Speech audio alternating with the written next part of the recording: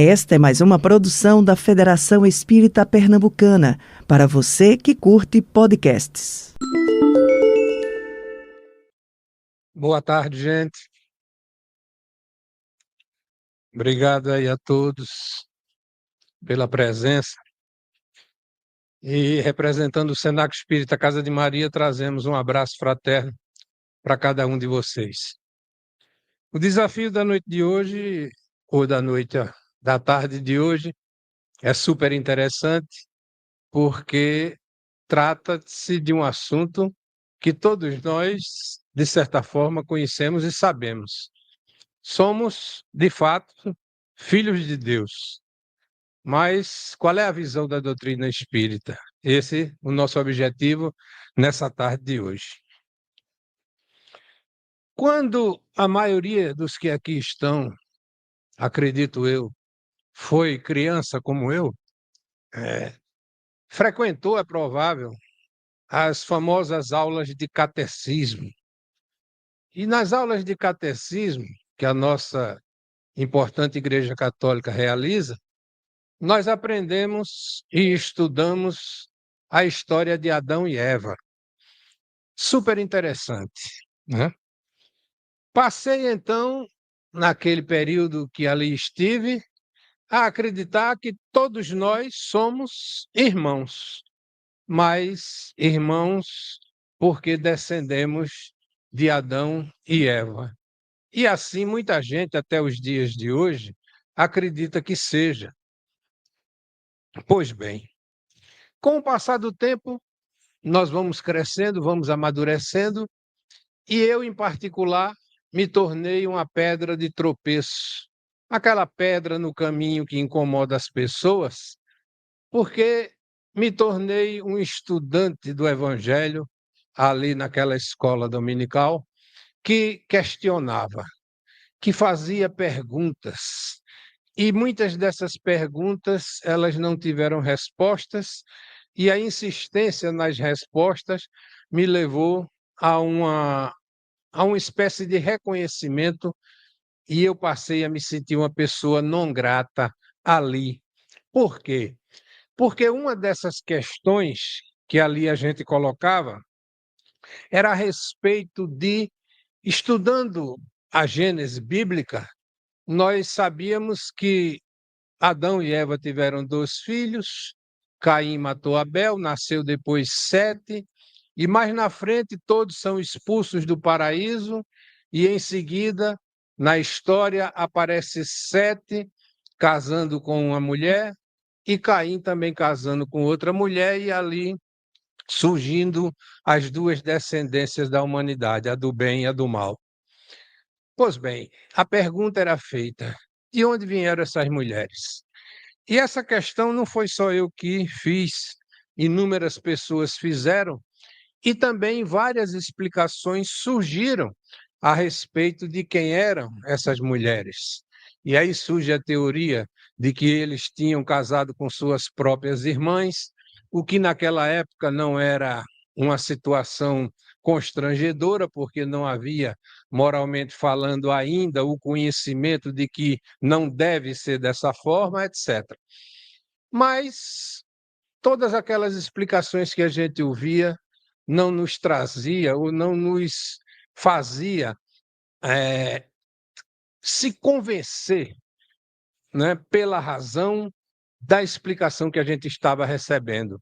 E aí nós continuávamos questionando, até que num determinado momento conhecemos a doutrina espírita, e dentro da doutrina espírita viemos a aprofundar a nossa curiosidade a respeito de uma das possibilidades da explicação daquela questão bíblica, que é a lei da evolução de Darwin.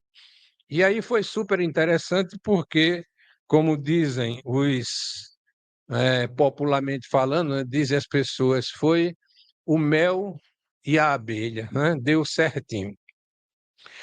E aí começamos aquela questão a estudar essas questões da evolução, e lá no Livro dos Espíritos, né, estudando a diversidade da raça humana, nós encontramos na questão 53 Kardec fazendo a pergunta aos espíritos exatamente sobre o assunto. O homem surgiu em muitos pontos do globo, né? E os espíritos responderam a Kardec: sim, e em várias épocas, o que também constitui uma das causas da diversidade das raças. Depois, dispersando-se os homens por climas diversos e aliando-se os de uns a de outras raças, novos tipos se formaram. E aí a gente vê que a resposta do espírito, né, ela traz informações muito mais racionais do que todas aquelas que nós havíamos ouvido até então. Aí Kardec vai para a questão 53A e em seguida pergunta: estas diferenças, né, constituem espécies distintas? E os espíritos respondem: certamente que não. Todos são da mesma família, provém as múltiplas variedades de um mesmo, aliás, porventura, as múltiplas variedades de um mesmo fruto são motivo para que elas deixem de formar uma só espécie? Os espíritos, então, né, repetem a questão de que a diversidade, as diferenças que existem entre um indígena, não é, um europeu, um japonês, um africano, não são questões de sermos raças diferentes, e sim, não é, formas com que o nosso corpo reagiu às questões climáticas e a outras questões que fez com que a gente tomasse determinadas aparências, determinadas, digamos assim, formas de nos proteger até mesmo dos intempéries da natureza. E aí, eu me lembro, na minha época de infância, meu pai adquiriu uma casa na praia de Acaú, e nós morávamos ali em Goiânia e tínhamos o privilégio de gozarmos de 3 meses de férias no período de fim de ano. E aí nós íamos para a praia e quando lá chegávamos era liberdade total. Era uma praia ainda muito, não é, rústica, não era praticamente uma colônia de pescadores, e a gente ficava solto, como minha mãe dizia. E ali nós brincávamos no sol, da hora que ele se nascia, a hora que ele se punha. E 3 meses depois, quando nós voltávamos para a nossa cidade, nossos avós, nossos tios, olhavam para a gente e perguntavam: é você mesmo, Paulo? Eu dizia: sou.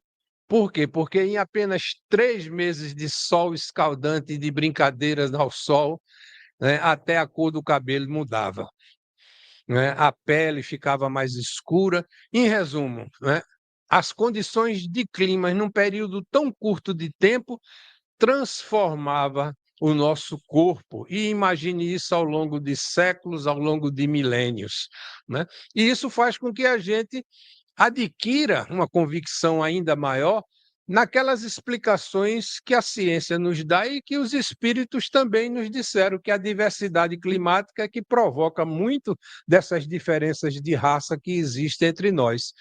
E que depois essas diferentes raças viajando de continente para continente foram se unindo, foram se multiplicando e surgindo, não é, essa variedade imensa que a gente tem de expressões, vamos chamar assim, do nosso corpo no nosso planeta. Pois bem, os espíritos então responderam a Kardec: do clima, da vida e dos costumes. Dá-se aí o que se dá com 2 filhos de uma mesma mãe, que, educados longe um do outro e de modos diferentes, em nada se assemelham quanto à moral. Kardec, então, parte para outra pergunta. Pelo fato de não proceder de um só indivíduo a espécie humana, Devem os homens deixar de considerar-se irmãos? Veja como Kardec agora foi objetivo, não é? Pelo fato de não proceder de um só indivíduo, Adão e Eva, a espécie humana, devem os homens deixar de considerar-se irmãos? E os espíritos responderam sabiamente a Kardec, dizendo, abre aspas, todos os homens são irmãos em Deus, porque são animados pelo Espírito e tendem para o mesmo fim. Estais sempre inclinados a tomar a palavra na sua significação literal. Respondem e depois dá um puxão de orelha na gente, né? Aprofundem o entendimento que nós estamos lhe passando. Raciocinem, parem de ser tão diretos e tão objetivos e simplórios. Então, todos os homens são irmãos em Deus, mas observe os detalhes, porque são animados pelo Espírito e tendem ao mesmo fim.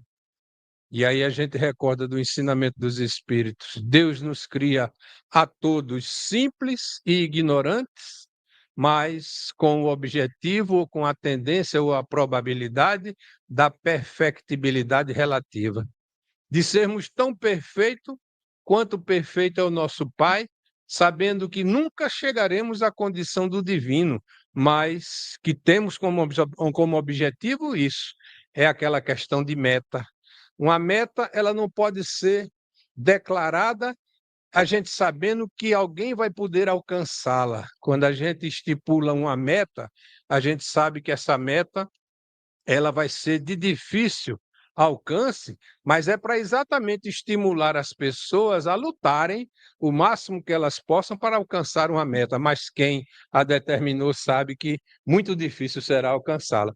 Se a gente botar uma meta alcançável, ela deixa de promover nas pessoas esse interesse que o Jesus nos deu quando deu esse ensinamento, que sejamos perfeitos como perfeito é o nosso Pai que está no céu. Pois bem, é então a respeito dessa essência que somos nós, cujo, não é, digamos assim, conteúdo está por algum período de tempo, estamos por algum período de tempo encarnado no homem, que é uma tríade de corpo, perispírito e espírito, mas que a gente já tem a certeza de que não somos o corpo, muito menos o perispírito, e o que nós somos, somos o espírito. É a respeito disso, então, agora que a gente vai tecer alguns comentários, buscando compreender essa irmandade em Deus, né? Pois bem, na Gênese espírita, nós vamos encontrar, estudando no princípio espiritual, um item super interessante de que trata da união do princípio espiritual à matéria. E no item 10 desse subtítulo, nós encontramos a seguinte informação: tendo a matéria que ser o objeto do trabalho do espírito para desenvolvimento de suas faculdades, era necessário que ele pudesse atuar sobre ela, pelo que veio habitá-la, como o lenhador habita a floresta. Tendo a matéria que ser, no mesmo tempo, objeto e instrumento do trabalho, Deus, em vez de unir o espírito humano à pedra rígida, criou, para o seu uso, corpos organizados, flexíveis, capazes de receber todas as impulsões da sua vontade e de lhe prestarem a todos os seus movimentos. Então, esse corpo que cada um de nós possui é uma obra-prima da divindade, um presente que Deus nos dá para que a gente busque o quê? Essa perfeição relativa que nós temos por obrigação moral adquirir. Pois bem, continuam os espíritos. O corpo é, pois, simultaneamente, o envoltório e o instrumento do espírito. E à medida que este adquire novas aptidões, reveste outro invólucro apropriado ao novo gênero de trabalho que lhe cabe executar. tal qual se faz com o operário, a quem é dado instrumento menos grosseiro, à proporção que ele se vai mostrando apto a executar obra mais cuidada, né? E aí a gente observa a espiritualidade nos orientando com relação ao progresso, que à medida que a gente vai progredindo, nós vamos, logicamente, que precisando de um instrumento mais apropriado à execução das tarefas que, logicamente, também, não é, com a nossa evolução, vão, não é, crescendo na proporção da nossa capacidade de realização. Pois bem, donde, lendo essas coisas, nós podemos concluir que o nosso corpo, ele foi criado por Deus para o nosso usufruto. Usufruto de quem? Nós, espírito humano. O corpo, gente, ele morre. E o espírito, ele continua a sua jornada. E aí a gente, trazendo para o caso de Adão e Eva, a gente percebe que aquela ideia simbólica, não é, precisava ser o quê? Aprofundada, espiritualizada, porque nós não poderíamos nunca sermos irmãos em Deus sendo filho de homens. Não é o corpo que vai nos dar essa, digamos assim, qualificação de filhos de Deus. Por quê? Porque o corpo ele tem uma jornada temporária e Deus não nos criou com limite de tempo. E aí a gente parte, né, para o estudo dessa gênese espiritual. Como Deus, então, nos criou? E aí a gente começa esbarrando nas nossas limitações. Na questão 18 do Livro dos Espíritos, nós vamos encontrar Kardec questionando nossos irmãos espirituais da seguinte forma: penetrará o homem um dia o mistério das coisas que lhe são ocultas? Veja que pergunta profunda. Penetraremos nós um dia nas coisas que nos são ocultas, e são muitas que nos são ocultas? E os espíritos responderam: o véu se levanta a seus olhos à medida que ele se depura, mas para compreender certas coisas, são-lhe precisas faculdades que ainda não possuis. Os espíritos claramente nos dizem: tudo bem, vocês querem saber a origem de vocês, vocês querem saber o que é a eternidade divina, vocês querem saber qual é o limite do espaço, tudo isso o homem tem como curiosidade. Mas temos a faculdade para compreendermos certas coisas? Quando a gente lê a Bíblia e vê Moisés pedir para que Deus se fizesse visível a ele, o que é que o Espírito que assistia Moisés faz para que Moisés tenha uma ideia do que seja a divindade? Porque não era Deus que falava com Moisés, hoje nós sabemos disso, apesar de uma grande maioria dos cristãos acreditarem que conversam com Deus, que Moisés falou com Deus, etc. O espírito que assistia Moisés diz o seguinte: vai lá para o fundo dessa caverna, e era uma caverna profunda, e lá tu te coloca de frente para a parede final, de costas para a entrada, que eu vou passar na entrada da caverna. E assim o espírito fez. E Moisés se viu, ao sair da caverna, brilhante, florescente, fruto da luz que aquele espírito representa no mundo material nosso, né, em grandeza. E aí, quando a gente vai lendo essas coisas e outras mais, a gente passa então a entender por que é que os espíritos nos dizem: olha, não te apoquenta muito, não é, em saber de certas coisas, porque tem coisas que você ainda não tem, não é, as faculdades necessárias, o instrumento necessário para vivenciar esse tipo de experiência. E aí a gente tem que vestir, como diz aí no mundo afora, a camisa da humildade e passar a ter fé, a acreditar, não num dogma, mas numa informação lógica racional que nos leve a entender, na atual situação em que nós nos encontramos, o que nós somos e como é que Deus, então, nos criou. E aí começamos, né, a uma pesquisa para saber como Deus nos criou. E vamos encontrar num subtítulo lá do Livro dos Espíritos, Criação dos Espíritos, na questão 81, Kardec fazendo o seguinte questionamento: os espíritos se formam espontaneamente ou procede um dos outros? Porque nossos filhos, o corpo procede de quem? De um dos outros, né? O homem e a mulher se unem por amor, copulam e nascem os seus rebentos. E aí Kardec coloca lá no mundo espiritual, o processo é parecido, é algo idêntico, né? Os espíritos se formam espontaneamente ou se procede uns dos outros? E os espíritos respondem: Deus os cria como a todas as outras criaturas pela sua vontade. E aí o curioso pergunta: e qual era a vontade de Deus? Estamos preparados para saber qual era a vontade de Deus?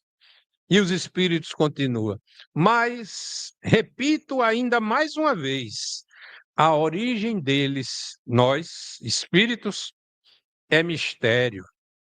E aí Kardec vai para a questão 78, que eu inverti, né, propositadamente, para facilitar a nossa compreensão. E lá ele pergunta: os espíritos tiveram princípio ou existe como Deus desde toda a eternidade? E os espíritos respondem: se não tivessem tido princípio, seriam iguais a Deus, quando ao invés são criação sua e se acham submetidos à sua vontade. Deus existe de toda a eternidade, é incontestável. Quanto, porém, ao modo por que nos criou e em que momento o fez, nada sabemos.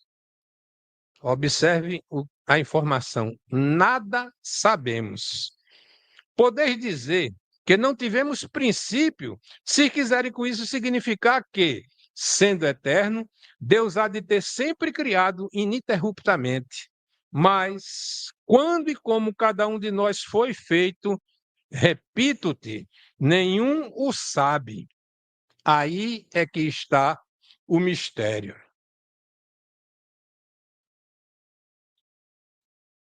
Podemos, então, com base nessas revelações dos Espíritos, né, concluir que temos o quê? A mesma origem. Todos nós somos frutos da vontade de Deus que nos criou. Como e quando não podemos ou não temos condição no momento de entender, mesmo de tomar conhecimento. E aí vamos ter um pouco de paciência, vamos aguardar, vamos trabalhando com as ferramentas que nós temos, porque, como os espíritos disseram, à proporção que a gente for crescendo, novos corpos serão confeccionados, novos perispíritos, e com eles, quem sabe, venham as faculdades, que em planeta mais elevado nós encarnamos, venhamos então a conhecer isso que hoje os espíritos dizem, que se existe o mistério, eis aí o mistério é a forma como nós fomos criados e quando Deus nos criou. Pois bem, vocês sabem que existe o cientista, que existe o materialista e de que existe entre nós, espiritualista e também espíritas, que espiritualista e espíritas, vocês sabem a diferença, não é? Pessoas que ficam questionando a respeito de determinados assuntos. Então, tudo bem, eu sou o espírito, mas como é que isso se prova? E aí a gente recorre a um filósofo e matemático francês chamado René Descartes. René Descartes viveu nos anos de 1596 a 1650 e ele deixa, entre outros, um legado super interessante. Uma frasezinha curta, mas que uma pessoa inteligente passa a refletir em cima dela e encontra, não é, uma resposta existencial. A frase diz o seguinte, abre aspas, penso, logo existo. Vocês já pensaram? Estão pensando, e eu sou, né? Eu afirmo a vocês que todos vocês estão pensando, e que se cada um tiver a chance de externar o seu pensamento, dificilmente nessa plateia, como também cá entre nós, vamos encontrar dois ou três que tenham pensado a mesma coisa da mesma maneira. Mas o pensamento de cada um de vocês, ele é único, exclusivo. Portanto, Descartes está certíssimo quando ele diz que é uma prova da minha existência como espírito o fato de eu possuir o pensamento. E aí a gente recorre à ciência. Como é que a ciência prova para nós ou nos dá, não é, condição de entender do que seja o pensamento? E a definição mais simplória que eu encontrei, ela diz o seguinte: fisicamente, o pensamento não é algo tangível. Entenderam? Pensamento não é algo tangível, assim como as emoções. Mas o pensamento possui uma base física, que é a rede neural. Ela nada mais é do que um grupo de células cerebrais, os neurônios, que se comunicam e passam informações entre si por sinapses elétricas ou químicas. É uma definição linda, bonita, maravilhosa, que um neurocirurgião, aliás, um neurocirurgião não, um neurologista, uma pessoa que estuda essas questões, vai aplaudir. Mas aqui a gente não compreendeu e não achou o pensamento. Aqui nós encontramos o local aonde o pensamento, vamos dizer assim, é trabalhado na matéria, no cérebro. E hoje a medicina conhece. A medicina, quando a gente pensa, quando a gente ora, ele já tem equipamentos que detectam a região do cérebro que está trabalhando naquele momento da nossa concentração na oração, do nosso pensamento, não é? Etc. São inúmeras as funções que eles localizam a região do cérebro aonde o fenômeno está ocorrendo. Mas quando eles tentam captar o pensamento ali não habita. Né? E isso é super interessante.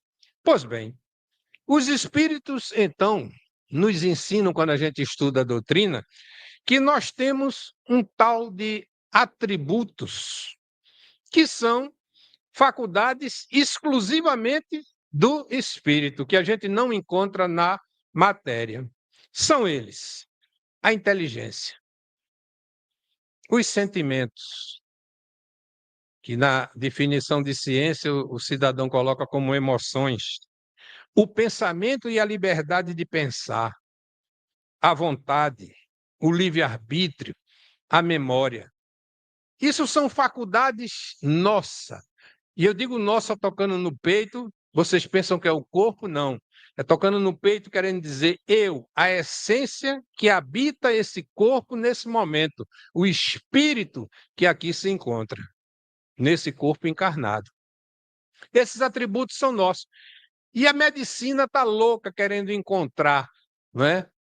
Tirando ultrassom, tirando ressonância magnética, topografias de cérebros de enquanto a gente vive, de depois da gente desencarnado, para encontrar na massa cefálica ou no corpo esses atributos que são nossos. E aí, como eles não encontram, eles nem se pronunciam a favor nem contra, e fica, não é? Por enquanto, um outro mistério, uma outra coisa que nós precisamos reconhecer.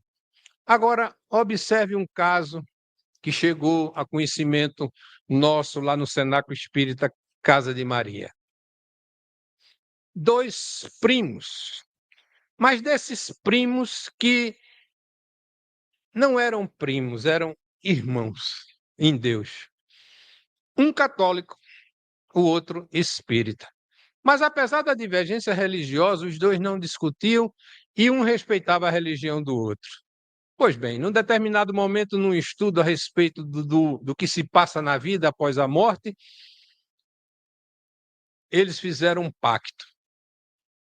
E aí combinaram os dois que o que morresse primeiro pediria permissão a Deus para vir, para dizer ao outro como é que era. E aí, lógico que o pacto formado, ficaram os dois na esperança que a providência divina assim permitisse. Pois bem, o tempo passa e o espírita morre. E o católico, convencido pelas suas convicções religiosas de que os mortos não se comunicam, esqueceu o pacto. E se passaram cerca de 8 meses, e numa determinada noite, depois de 8 meses da morte do primo, ele está se preparando para dormir, o quarto já com a luz apagada, e disse que, de repente, algo como se fosse uma chama de candeeiro começou a surgir no solo, e daquela chama de candeeiro foi se transformando num luminar, e esse luminar foi tomando forma, e quando ele, de repente, viu, estava na presença do primo espírita desencarnado. E aí ele narrou que o primo, sem mexer a boca, falou como se fosse dentro da cabeça dele e disse: primo, nada posso te dizer, não me é permitido. E aí, feito isso, essa chama, ou essa aparição, né, essa materialização do espírito para nós espíritas, para o católico, não é, um fantasma, foi-se também se decompondo e sumiu. E aí ele ficou preocupadíssimo. Pois bem, preocupação dele à parte, a gente volta agora para a ciência. Como é que agora a ciência, né, nos explica o que seja o pensamento, a memória, um pacto que foi traçado quando a gente estava encarnado e que agora uma parte do pactuante estava desencarnado, portanto o cérebro já tinha se decomposto, já não existia ali os neurônios com as suas trocas de vibrações energéticas, mas a ideia do pacto, a lembrança do pacto ali estava. Como explicar isso? A ciência não tem explicação. O espiritismo tem por quê? Porque nós espíritas sabemos que quando o homem, espírito encarnado, alma, nós temos uma vida material, mas nós temos uma vida espiritual. E que na nossa essência espiritual é que consta essas faculdades: inteligência, sentimento, pensamento, vontade, liberdade, não é? Livre-arbítrio, memória, etc. E aí a gente volta para Descartes e diz: mesmo desencarnado, eu continuo pensando, e pensando, eu estou dando prova a mim mesmo de que existo. Não é? A gente então passa a ter uma certeza, uma convicção maior do que é que nós somos. Somos os espíritos, não é? E na qualidade de espírito, nós somos seres criados pela divindade, como e quando não sabemos. Mas ainda não vamos concluir o assunto. Vamos então para o Evangelho segundo o Espiritismo. E lá no Evangelho segundo o Espiritismo, no capítulo 14, que tem o título de Honrai Pai e Mãe, nós vamos encontrar no item 8 uma questão super interessante que trata do que seja a parentela corporal e a parentela espiritual. E aí os espíritos nos dizem que nós nascemos, encarnamos por um determinado tempo aqui no planeta. Para que isso transcorra, é preciso que um casal, né, na concepção mais antiga do conceito de família, se una e dali surja uma família que é, não é, tratada na sociedade como uma parentela consanguínea. Então, eu sou filho do meu pai, e aí a sociedade antigamente dizia que eu sou sangue do sangue dele, carne da carne dele, e, consequentemente, também da minha mãe. E aí os espíritos esclarecem que essa família ela é importantíssima, porque é nela que nós conquistamos o merecimento, ou melhor, que Deus nos concede a concepção de um corpo para que a gente utilize durante um período de tempo para a nossa própria evolução. Mas os espíritos nos dizem que esse tipo de família ela é frágil, porque ela muitas vezes entra em colapso ainda mesmo quando a gente está encarnado. Se dissolve os laços de família, como a gente vê no dia a dia acontecer.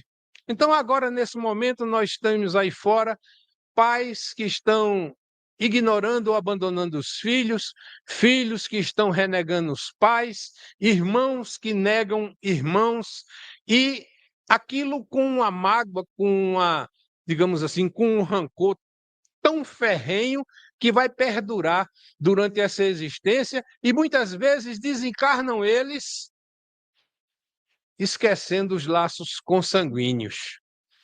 Portanto, essa família que todos nós possuímos é, na verdade, um laboratório criado por Deus para quê? Para que nós espíritos, encarnando neles, venhamos aprender a nos relacionarmos com o próximo de maneira edificante para nós mesmos e para o grupo.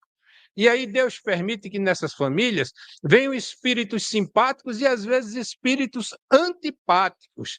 Daí muitas vezes as diferenças que a gente encontra na família carnal.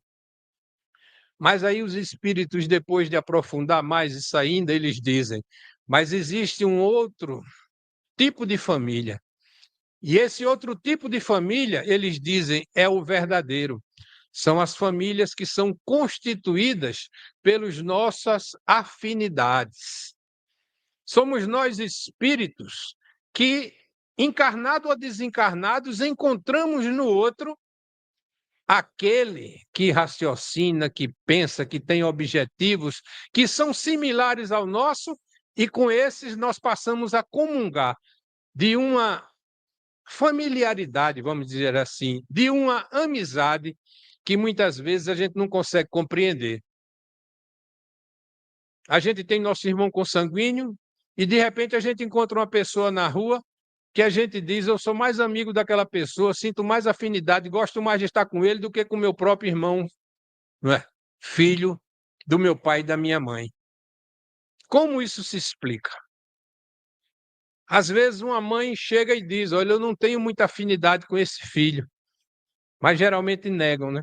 Aí elas dizem: não, eu gosto dos meus filhos todos iguais. Mas a gente sabe, porque a gente é pai de 3 filhos, e a gente sabe que a gente ama os 3 de forma incondicional. Mas tem aquele que a gente tem uma afinidadezinha com ele. Tem aquele que mexe de outra forma, de uma forma diferente conosco. Não é que nós o amamos mais do que os demais, não. É que a nossa afinidade com ele é maior.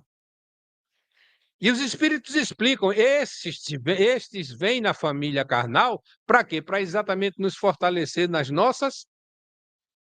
nossos desafios. E aí, ao invés de a gente estar preocupado porque eu tenho uma afinidade maior com fulano do que com cicrano, que a gente busque conviver de forma harmoniosa com todo mundo para sair dessa existência, não é? Fortalecido pela força da família carnal e no mundo espiritual a gente poder absorver Um que não fazia parte da nossa família espiritual, mas agora, promovido por tudo que aconteceu naquela última existência na nossa família carnal, ele mudou sua maneira de ser, de pensar e de agir, e ele agora é um espírito afim nosso e faz parte da nossa família espiritual. Pois bem, quando a gente estuda essas questões, o que é que a gente tira como conclusão? De que a verdadeira família, como diz os espíritos, né? E eu vou ler textualmente para que vocês compreendam bem. Não são os da consanguinidade os verdadeiros laços da família, e sim os da simpatia e da comunhão de ideias, os quais prendem os espíritos antes, durante e depois das suas encarnações. Segue-se que dois seres nascidos de pais diferentes podem ser mais irmãos pelo espírito do que se fosse pelo sangue. Podem então atrair-se, buscar-se, sentir prazer quando juntos, ao passo que dois irmãos consanguíneos podem repelir-se, conforme se observa todos os dias. Problema moral que só o Espiritismo podia resolver pela pluralidade das existências. Há, pois, duas espécies de família: as famílias pelos laços espirituais e as famílias pelos laços corporais. Duráveis, as primeiras se fortalecem pela purificação e se perpetuam no mundo dos espíritos através das várias migrações da alma. As segundas, frágeis como a matéria, se extinguem com o tempo e muitas vezes se dissolvem moralmente já na existência atual. E aí o tempo urge. Eu tinha um exemplo aqui a trazer, mas fica para uma próxima. E aí a gente recorre agora ao Evangelho segundo o Espiritismo, capítulo 11, que é a lei do amor. E a lei do amor é uma coisa muito difícil da gente falar sobre ela, porque quando a gente fala de uma coisa que a gente ainda não vivencia, torna-se difícil, né? Fica complicado a gente explicar o que a gente ainda não vive no dia a dia. Mas certas informações que os espíritos nos trazem sobre a lei do amor faz com que a gente crie um ânimo terrível em estudar, compreender e buscar vivenciar essa lei, que é a lei de Deus, da qual todos nós buscamos um dia, ao vivenciá-la, fazer parte da sua graça, não é? Ou seja, do convívio das vibrações de Deus. Pois bem, uma dessas informações, os espíritos dizem o seguinte: a lei do amor substitui a personalidade pela fusão dos seres. Então acaba o amor eu, o amor ego, e quando eu aprendo a amar, o meu amor ego se transforma no meu amor coletivo. E o que é o amor coletivo? É eu amar cada um de vocês da forma que eu amo meu pai, que eu amo minha mãe. Vejam a dificuldade. Quando é que a gente vai conseguir isso? Em breve. Basta que cada um arregace as mangas e procure compreender o outro, coisa que a gente não busca compreender. Certa feita, alguém me disse uma historieta que, na verdade, a gente não sabe se aconteceu. Mas nessa questão de como eu julgo o outro e o meu julgamento, o que ele me traz de bom ou de mal. E a gente conversando sobre isso, ele disse: Paulo, faça de conta que nós estamos fazendo um turismo ecológico na Amazônia, naqueles hotéis que tem dentro da selva. E aí, num determinado momento, eu e você, a gente se desgarra do grupo e começa a adentrar a floresta. E muitos quilômetros adentro da floresta, a gente dê de encontro a uma criancinha indígena dos seus 8, 10 anos de idade.